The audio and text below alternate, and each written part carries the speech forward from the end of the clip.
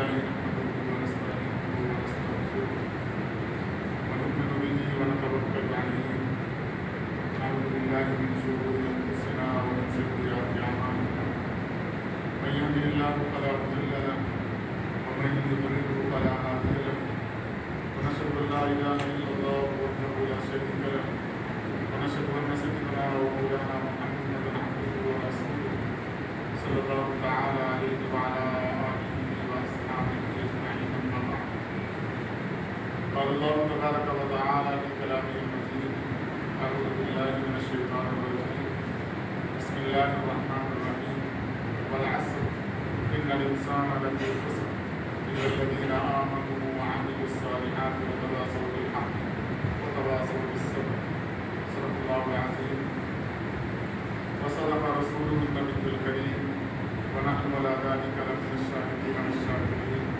والحمد لله رب العالمين رب اشرح لي صدري ويسر لي أمري واحلل عقدة من لساني يفقهوا قولي آمين برحمتك يا أرحم الراحمين والحمد لله رب العالمين حضرات سامعین اللہ جل شانہ تعالیٰ کا شکر و احسان کہ اللہ جل شانہ نے ہمیں ایمان کی دولت سے نوازا اور جناب رسول کریم صلی اللہ علیہ وسلم کی امت کے اندر پیدا فرمایا اور نبی کریم صلی اللہ علیہ وسلم کا شکر و احسان کہ آپ صلی اللہ علیہ وسلم نے دین کی باتوں کو پہنچایا۔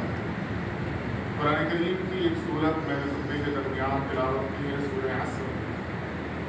گزشتہ جمعہ بھی اسی موضوع سے متعلق میں نے کچھ باتیں عرض کی تھی، آج بھی اسی موضوع پر کچھ باتیں قرآن حدیث کی روشنی میں عرض کرنے کی کوشش کروں گا۔ اللہ تبارک و تعالیٰ سے دعا ہے کہ اللہ تبارک و تعالیٰ عمل کی توفیق عنایت فرمائے۔ اللہ تبارک و تعالیٰ نے دنیا کے اندر جو نظام قائم کیا ہے وہ نظام انبیاء کرام کے ذریعے سے بھیج کر نافذ کرنے کی کوشش کی ہے تاکہ دنیا کے اندر میرے حکم کے مطابق لوگ زندگی گزاریں۔ چنانچہ حضرت آدم علیہ السلام سے لے کر جناب محمد رسول اللہ صلی اللہ علیہ وسلم تک کے شریعت کا اگر آپ مطالعہ کریں تو آپ کو پتہ چلے گا تقریباً 1,24,000 انبیاء کرام دنیا کے اندر آئے اور تمام انبیاء کو اللہ تبارک و تعالیٰ نے حکم دیا کہ لوگوں کو اس بات کی ترغیب و ترغیب کریں کہ اللہ ایک ہے، لا الہ الا اللہ۔ یہ ایک ایسا کلمہ ہے جس کلمے کی تبلیغ اللہ تبارک و تعالیٰ نے تمام انبیاء کرام علیہ السلام کو دی۔ آخری نبی جناب محمد رسول اللہ صلی اللہ علیہ وسلم دنیا کے اندر آئے۔ آپ صلی اللہ علیہ وسلم جب دنیا سے رخصت ہونے لگے حجۃ الوداع کے موقع پر آپ صلی اللہ علیہ وسلم نے تمام صحابہ کو مخاطب کیا۔ بعض روایت کے اندر آتا ہے کہ جس کی تعداد 1,24,000 صحابہ بھی تھے۔ ان تک یہ بات پہنچائی کہ جو بات تم نے مجھ سے سنی ہے وہ بات ان تک پہنچا دینا جن تک ابھی یہ باتیں نہیں پہنچی۔ یعنی حکم دیا کہ شریعت کو مان لینا صرف ضروری نہیں ہے بلکہ مان کر عمل کر کے دوسروں تک پہنچانا یہ ضروری ہے، اور کن کن کے اوپر ضروری ہے شریعت کی تبلیغ، شریعت کے احکام کو پہنچانا۔ اگر آپ تفسیر کا مطالعہ کریں، احادیث کا مطالعہ کریں تو آپ کو معلوم ہوگا ہر فرد نبی کریم صلی اللہ علیہ وسلم کی امت کا ہر فرد جس نے لا الہ الا اللہ پڑھا، محمد رسول اللہ پڑھا، اس کے لیے ضروری ہے کہ وہ جو جانتا ہے دوسروں کو بتائے۔ علامہ نووی رحمۃ اللہ علیہ مسلم شریف کے شارح ہیں، حدیث کی تشریح کرتے ہیں، ترجمہ کرتے ہیں، ٹرانسلیشن کرتے ہیں۔ وہ بتاتے ہیں ایک حدیث کے تحت مکتبہ شاملہ ایک ویب سائٹ ہے، ایک مکتبہ ہے جو آپ نیٹ کے ذریعے سے جس میں حدیث، قرآن اور دیگر کتابوں کو سرچ کر سکتے ہیں۔ اس کے اندر جو مسلم شریف ہے اس مسلم کی 5ویں نمبر کی حدیث بیان کی ہے اور پھر اس کی تشریح کی ہے۔ من رأى منکم منکرا فَلْيُغَيِّرْهُ بِيَدِهِ فَإِن لَّمْ يَسْتَطِعْ فَبِلِسَانِهِ فَإِن لَّمْ يَسْتَطِعْ فَبِقَلْبِهِ وَذَلِكَ أَضْعَفُ الْإِيمَانِ۔ علامہ نووی رحمۃ اللہ علیہ فرماتے ہیں کہ کن کے اوپر تبلیغ کرنا، اچھائی کا حکم دینا، برائی سے روکنا کن کے لیے ضروری ہے، کیا حکم دیا جائے، کیسے حکم دیا جائے، اور اگر معاشرے کے اندر یہ کام نہیں کیا جا رہا ہے تو کن وجوہات کی بنیاد پر نہیں کیا جا رہا ہے۔ تشریح کرتے ہوئے لکھا کہ ہر فرد واحد جو بھی لا الہ الا اللہ پڑھے، ایک بھی بات کا جاننے والا ہو، اس کے لیے ضروری ہے کہ نبی کریم صلی اللہ علیہ وسلم کے قول کے اوپر، حکم کے اوپر عمل کرے۔ کن کو فرمایا جو بھی برا کام کر رہا ہو، جو بھی اچھائی سے رک رہا ہو اسے اچھائی کا حکم دے، برائی کر رہا ہو اسے برائی سے روکے۔ کیسے روکے؟ اگر طاقت ہو زبان سے روکے، اتنی طاقت نہیں ہے ہاتھ سے روکے، اتنی بھی طاقت نہیں ہے تو اس برائی کو دل سے برا جانے۔ کہ فرمایا یہ ایمان کا بہت چھوٹا درجہ ہے۔ اگر برائی ہوتے ہوئے دیکھی گئی، ہاتھ سے روکنے کی طاقت ہے، ہاتھ سے نہیں روکا گیا، زبان سے روکنے کی طاقت ہے، زبان سے نہیں روکا گیا، اور کم طاقت ہوئی دل سے اس چیز کو برا نہیں جانا گیا، علامہ نووی رحمۃ اللہ علیہ فرماتے ہیں پھر اس شخص کو اپنے ایمان کے بارے میں فکر مند ہونا چاہیے کہ اب اس کا ایمان نہیں ہے۔ بخاری شریف کی روایت ہے، آپ صلی اللہ علیہ وسلم نے بیان کیا کہ حضرت جبرائیل امین سے اللہ تبارک و تعالی نے حکم دیا کہ فلاں خطے زمین کے ٹکڑے کو آسمان تک لے جا کر پلٹ دیں، یعنی عذاب نازل کر دیں۔ حضرت جبرائیل امین نے، آپ صلی اللہ علیہ وسلم نے فرمایا، حضرت جبرائیل امین نے رک کر اللہ تبارک و تعالیٰ سے پوچھا، اے اللہ تمام لوگوں کو عذاب میں ملوث کر دیا جائے، شامل کر دیا جائے؟ اللہ تبارک و تعالیٰ نے فرمایا ہاں۔ آپ صلی اللہ علیہ وسلم نے فرمایا جبرائیل امین نے رک کر پھر تشریح کی ہے، پھر پوچھا اللہ تعالیٰ سے، اے اللہ اس خطے کے اندر ایک آپ کا ایسا بندہ ہے جو آپ کی عبادت کرتا، نافرمانی نہیں کرتا، کیا اسے بھی عذاب کے اندر ملوث کر دیا جائے؟ اللہ تبارک و تعالیٰ نے فرمایا ہاں، اسے بھی عذاب کے اندر ملوث کر دیا جائے۔ بخاری کی روایت ہے، جبرائیل امین آئے، اس خطے کو، اس زمین کے ٹکڑے کو اپنے ہاتھ میں لیا، آسمان تک لے کر گئے اور پلٹا دیا، برابر کر دیا۔ پھر آپ صلی اللہ علیہ وسلم نے اس کی تشریح فرمائی کہ دنیا کے اندر عذاب اللہ کے نافرمانوں پر نازل ہوتا ہے، پھر یہ فرما بردار بندہ عذاب کے اندر کیوں ملوث ہوا؟ پھر ایک صفت بیان کی، اس بندے کی ایک صفت بیان کی، ایک کمی بیان کی۔ آپ صلی اللہ علیہ وسلم نے فرمایا جب دنیا کے اندر نیکوکاروں کے اندر وہ برائی آ جائے گی تو دنیا میں عذاب جیسے بدکاروں کے اوپر آئے گا، نیکوکاروں کے اوپر بھی عذاب آئے گا، یہاں کوئی نہیں چھوڑ سکتا۔ آپ صلی اللہ علیہ وسلم نے فرمایا پچھلی امت کا جو واقعہ بیان کیا گیا ہے اس حدیث کے اندر، اس امت کے اندر ایک برائی یہ تھی کہ وہ برائی سے رکتے نہیں تھے، اچھائی کا حکم نہیں دیتے تھے۔ یہ شخص نیکی تو کرتا تھا لیکن برائی سے روکتا نہیں تھا، اچھائی کا حکم نہیں کرتا تھا، تبلیغ نہیں کرتا تھا، لوگوں کو راہ راست پر نہیں لاتا تھا۔ اس واسطے اللہ تبارک و تعالیٰ نے دنیا کے اندر جو عذاب نازل کیا اس کے اندر اسے بھی ملوث کر دیا۔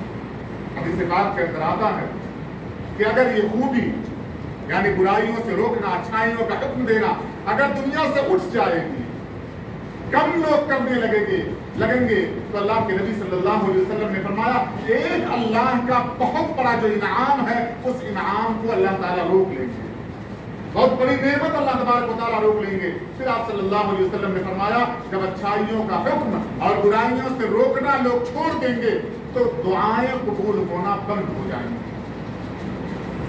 دعائیں قبول ہونا بند ہو جائیں گی۔ آپ احادیث اور قرآن کا ذخیرہ اٹھا کر مطالعہ کر لیں، اللہ کے نبی صلی اللہ علیہ وسلم نے فرمایا الدعاء مخ العبادہ، عبادت کا مغز، عبادت کی اصل دعا ہے۔ اگر دعا قبول ہونا بند ہو جائے تو دنیا کے اندر کوئی ایسا ہتھیار مومن کے پاس نہیں ہے جو اللہ تبارک و تعالیٰ کی رحمت کو متوجہ کر سکے۔ بنی اسرائیل میں حضرت موسیٰ علیہ السلام نے اللہ تبارک و تعالیٰ کے احکام کو بیان کیا اور یہ بات بتلائی کہ جب بندہ گناہ کرتا ہے تو اللہ تبارک و تعالیٰ ایک ایک نعمت کو اس سے چھین لیتے ہیں، بڑی بڑی نعمتوں کو چھین لیتے ہیں۔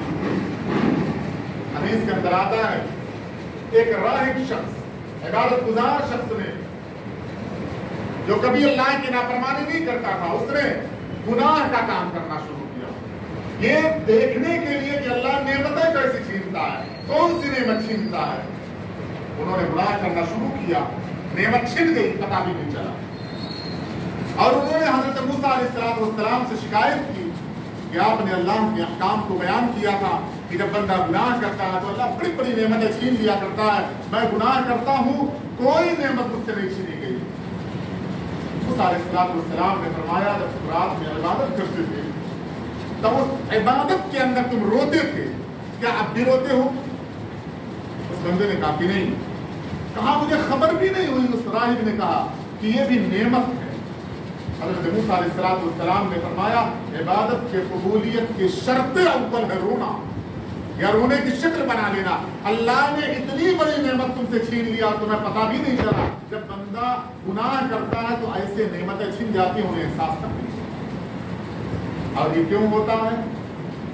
ہم نیکی نہیں کر رہے ہیں اس واسطے نہیں، ہم نیکیوں کا حکم نہیں کر رہے ہیں، برائیوں سے روک نہیں رہے ہیں۔ علامہ نبوی نے جو حدیث میں نے بیان کی ہے اس کے ضمن میں لکھا کہ جب لوگ برائیوں سے روکنا بند کر دیتے ہیں اس کی سب سے بڑی وجہ ہوتی ہے لوگ ڈر جاتے ہیں، لوگ ڈر جاتے ہیں۔ کوئی غریب گناہ کرے پوری دنیا واویلا مچا دے، پوری دنیا شور مچائے، پوری دنیا۔ آپ تھوک کے مسجد کے اندر آپ غریب ہوں، ہر شخص آپ کو ٹیڑھی نگاہ سے دیکھے گا، اور ایک امیر آدمی پیشاب کر دے کوئی کچھ نہیں بولے گا، امیر نے کیا ہے۔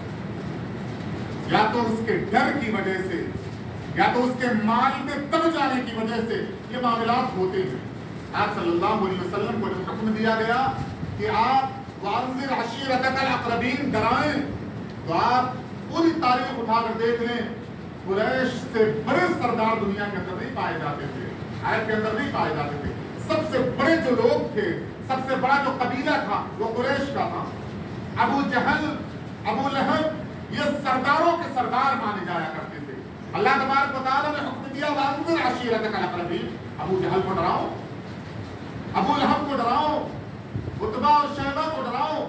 کیوں؟ یہ سردار ہیں، ان کی چلتی ہے، پورا مکہ ان کے قبضے قدرت میں ہے۔ جب چاہیں آپ کو بے گھر کر دیں، جب چاہیں آپ کو مکہ سے باہر نکال دیں۔ اللہ کے نبی صلی اللہ علیہ وسلم نے سرداری نہیں دیکھی، وہ صفا پر کھڑے ہو کر ایک آواز لگائی ہے، سب کو جمع کیا ہے اور کہا قولوا لا الہ الا اللہ تفلحوا، لا الہ الا اللہ پڑھو کامیاب ہو جاؤ گے۔ گالی دیا گیا، کوئی پرواہ نہیں کیا صلی اللہ علیہ وسلم، کوئی پرواہ نہیں کی۔ پھر بلایا، پھر ڈرایا۔ بعض روایتوں کے اندر آتا ہے ابو جہل کے پاس آپ صلی اللہ علیہ وسلم 3000 بار گئے، 3000 بار، 3000 بار جانے کے بعد بھی ابو لہب اپنی بات پر اڑا رہا، ایمان نہیں لایا، آپ صلی اللہ علیہ وسلم کو رسول نہیں مانا، لیکن آپ نے کام کرنا نہیں چھوڑا ڈر کی وجہ سے۔ امت کو آپ صلی اللہ علیہ وسلم نے پیغام دیا کہ جو کام میں کر رہا تھا اس کام کی ذمہ داری تمہیں سپرد کر کے جا رہا ہوں، اگر تم نے کیا تو تم کامیاب رہو گے، تم چھوڑ دو گے ناکام ہو جاؤ گے۔ آج دیکھیں بلیات، مصیبتیں، پریشانیاں، بیماریاں دنیا کے اندر کتنی نہیں آ رہی ہیں۔ حرم کے اندر دعائیں ہو رہی ہیں، مساجد کے اندر دعائیں ہو رہی ہیں، قرآن پڑھ کر دعائیں کیا جا رہا ہے، تہجد کی نماز پڑھ کر دعائیں کی جا رہی ہیں۔ کیا قبولیت کا کوئی ایک اثر آپ کے سامنے موجود ہے؟ موجود نہیں۔ آپ کسی کو روک کر دیکھیں، آپ کا جانی دشمن بن جائے گا، خیر خواہ نہیں ہوگا۔ طریقہ صلی اللہ علیہ وسلم نے الگ بتایا ہے۔ قرآن کریم کی میں نے آیت تلاوت کی، سورۃ والعصر، اللہ تبارک و تعالیٰ نے قسم کھائی زمانے کی، ان الانسان لفی خسر، اللہ نے فرمایا تمام انسان گھاٹے اور نقصان میں ہیں۔ مسلمان نہیں کہا اللہ تبارک و تعالیٰ نے تمام انسان۔ پھر اللہ تعالیٰ نے بتایا کون نقصان میں نہیں ہے، الا الذین آمنوا وعملوا الصالحات، وہ بندے جنہوں نے ایمان قبول کیا اور نیک اعمال کیے، وتواصوا بالحق، دین کی تبلیغ کی، اچھائی کا حکم دیا، وتواصوا بالصبر، برائی سے روکا۔ چار چیزیں اللہ تبارک و تعالیٰ نے بیان کی، یہ چار چیزیں جس بندے کے اندر ہوں گی وہ نقصان سے بری ہو جائے گا، وہ کامیاب ہو جائے گا۔ لیکن ان چار چیزوں کی ضمانت اللہ تبارک و تعالیٰ نے، چار چیزیں موجود ہونی چاہیے ایک بندے کے اندر۔ اگر دو چیزیں ہوں گی کامیاب نہیں ہے، تین چیز ہوگی کامیاب نہیں ہے، چاروں مکمل چاہیے۔ صبر کا اللہ تبارک و تعالیٰ نے لفظ استعمال کیا، قرآن کریم کی ایک آیت ہے، اللہ تبارک و تعالیٰ نے فرمایا کنتم خیر امۃ اخرجت للناس تأمرون بالمعروف وتنہون عن المنکر، اور وہ حدیث جو میں نے بیان کی، تمام وہ روایتیں اور قرآن کریم کی وہ آیات جس میں اللہ تبارک و تعالیٰ حکم دے رہے ہیں نبی کریم صلی اللہ علیہ وسلم امر بالمعروف نہی عن المنکر۔ آپ اگر عربی گرامر سے واقف ہوں، اگر لغات کا علم آپ کو ہو، تو آپ اٹھائیں قرآن کریم، اس کا ترجمہ دے کر، اس کی تشریح دے کر، اللہ تبارک و تعالیٰ نے فرمایا کنتم خیر امۃ اخرجت للناس، فرمایا کون ہے اچھی امت، امت میں کون سا طبقہ یا کون سے لوگ اچھے ہیں، تأمرون بالمعروف، اچھائی کا حکم دیں، معروف وہ برائی، وہ اچھائی جس میں کسی کا کوئی اختلاف نہیں۔ اللہ تبارک و تعالیٰ نے وہ لفظ استعمال کیا جس میں ایک بھی فرد کا اختلاف نہ ہو، اس اچھائی کا حکم دیا جائے، اس اچھائی کی تبلیغ کیا جائے۔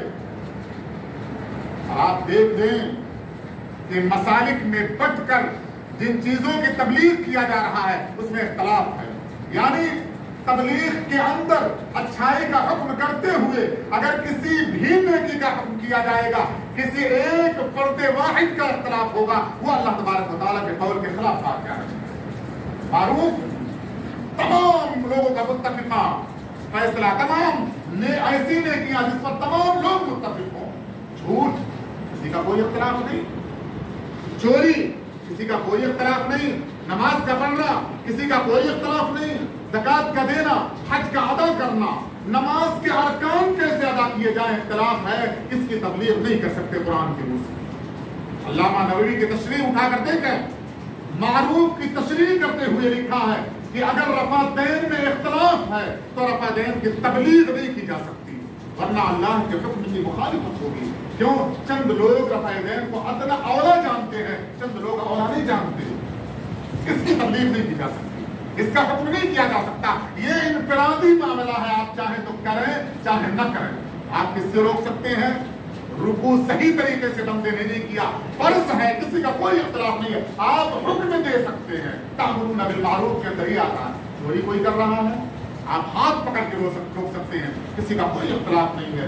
تو اچھائی کا کون سے اچھائی کا حکم دیا جائے گا؟ علماء کرام، مفسرین کرام، محدثین کرام نے تشریح کیا کہ جن میں اختلاف نہ ہو ایسی چیزوں کو کرنے کا حکم دے اور ایسی برائیوں سے روکے۔ آپ برائی اٹھا کر دیکھیں، کوئی ایسی برائی نہیں جس میں اختلاف ہو، اچھائی میں پھر بھی اختلاف ہے۔ نبی کریم صلی اللہ علیہ وسلم کی احادیث الگ الگ ہو سکتی ہیں، برائیوں میں کوئی اختلاف نہیں۔ فرمایا علامہ نووی نے اگر کسی فرد کے اندر اگر ایسی صفت آ جائے کہ جس صفت کی بنیاد پر بندہ ڈر کر اس سے تبلیغ نہ کرے، ایسا شخص لعنتی ہے۔ وہ اپنے آپ کو دیکھے، اپنے آپ کے اندر سے برائی کو نکالے تاکہ اس کے اندر وہ کمال پیدا ہو کہ فرد واحد کھڑا ہو کر اس کی تبلیغ کر سکے۔ آپ شریعت اٹھائیں اور شریعت میں خلفائے راشدین کا زمانہ اٹھائیں۔ حضرت عمر بن خطاب رضی اللہ تعالیٰ عنہ سب سے سخت مزاج کے صحابہ مانے جاتے ہیں۔ روب اتنا، آپ صلی اللہ علیہ وسلم کے پاس بیٹھی ہوئی عورتیں تھوڑی دیر پہلے ہنس رہی ہیں، پتا چلا حضرت عمر داخل ہو رہے ہیں، بالکل سناٹا طاری ہو گیا۔ یہ روب، یہ دبدبا، وہ سختی کا عالم کہ ہمیشہ شیطان کے پیچھے پڑے رہا کرتے تھے، खुतबा देने के लिए मिंबर पर खड़े हुए, हुक्म दिया कि मैं जिन चीजों का तुम्हें हुक्म दे रहा हूं उन चीजों को करो, जिन चीजों से रोक रहा हूं उनसे रुक जाओ। हदीस के अंदर आता है पूरे सहाबी खड़े हुए और कहा, उमर, यही लफ्ज इस्तेमाल किया, उमर अमीरुल मोमिनीन, हम आपके किसी बात के मानने के अहल नहीं हैं, हम आपके मुताबिक, आपके कहने के मुताबिक हम अच्छाई पर अमल नहीं करेंगे, बुराई से नहीं रुकेंगे। हजरत उमर रज़ियल्लाहु ताला ने फरमाया, क्यों? मिंबर रसूल पर खुतबा दे रहे हैं, अमीरुल मोमिनीन हैं, खलीफे वक्त हैं, इतना रोब व दबदबा कि किसी की हिम्मत नहीं हो सकती थी जबान दराजी करते, लेकिन एक पूरे सहाबी खड़े हुए हैं मस्जिद नबवी के अंदर और आप हजरत उमर रज़ियल्लाहु ताला अन्हु को रोक दिया, आप क्या अच्छाई का हुक्म दे रहे हैं, हम आपकी बात मानने के लिए तैयार नहीं हैं। हजरत उमर ने पूछा, क्यों? कहा, आप इंसाफ नहीं करते। कहा, आप इंसाफ नहीं करते। कहा, क्या इंसाफ मैंने नहीं किया?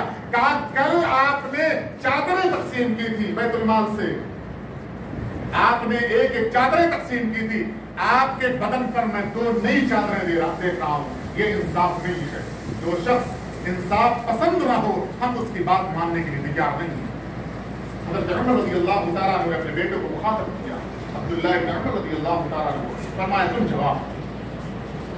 हज़रत अब्दुल्लाह इब्न उमर रज़ियल्लाहु ताला अन्हु खड़े हुए और उन्होंने कहा, दरअसल जब बैतुल माल से माल तकसीम हो रहा था, एक एक चादर तकसीम की गई थी, मेरे बाप खलीफतुल मुस्लिमीन होने के बावजूद एक चादर लिए थे, लेकिन आज जुमा का दिन था, वही चादर लपेट कर आ रहे थे, मैंने अपनी चादर आरियतन उधार दिया है अपने बाप को, अमीरुल मोमिनीन को, कि आज जुमा के लिए आप जा रहे हैं, एक चादर नीचे लपेटें, एक चादर ऊपर ले, आप खुतबा देंगे, मैंने आरियतन उधार दिया है। इसके अंदर आता है, वहां पूरे सहाबी खड़े हो बैठ गए और कहा, ऐ अमीरुल मोमिनीन, आप जो हुक्म दे हम मानने के लिए तैयार हैं। क्या माशरे के अंदर ये सिफत पैदा हो गई? किसी आप बड़े को रोक लें, किसी बड़े को रोक लें आप, वो आपका जानी दुश्मन बन जाएगा। यानी तबलीग के मौके को रोकने के लिए हम और आप हैं। मैं रोकूं, आप रोकें, आप मेरी बुराई निकाल कर देखें, मैं आपके हक में दुआ नहीं कर सकता, मैं आपको अच्छा नहीं मान सकता। आप सल्लल्लाहु अलैहि वसल्लम ने फरमाया, मोमिन मोमिन का आईना है और आईना अच्छाइयों के साथ बुराइयां भी दिखाता है। अगर मोमिन है तो वो आपकी अच्छाई भी बताएगा, आपकी बुराई भी बताएगा। अगर बुराई को रोक दिया जाए, बुराई को न बताया जाए, यानी मिराज हो रहा है, यानी जो आईना हो रहा है वो आईना तोड़ दिया जा रहा है। वो सिफत जो मोमिन का हथियार थी, जिससे मुआशरे के अंदर अच्छाई पैदा होना चाहिए था, उस सिफत को हम खुद मुंड कर दे रहे हैं, खत्म कर दे रहे हैं, अपने अंदर से वो सिफात निकालें। और दूसरी चीज, बुराई जिसके अंदर हो उसके सामने क्यों? आईना आपके देखने के बाद दूसरे देखने वाले को नहीं बताता तुमसे पहले जिसने चेहरा देखा था उसके चेहरे पर दाग और धब्बा है, नहीं बताता। जो मिसालें अल्लाह तबारक व तआला ने दी, जो नबी करीम सल्लल्लाहु अलैहि वसल्लम ने दी, वो हमारे लिए, वो हमें बताने के लिए दिया। आप खैर खां हैं तो किसके हैं?